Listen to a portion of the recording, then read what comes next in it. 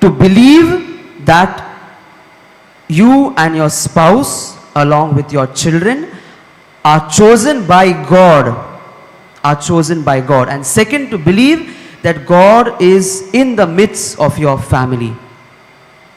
We cannot understand everything in family life, my dear friends. We cannot understand everything in family life. We cannot understand why things are the way they are. And that's why we must stop trying to understand and start trying to believe.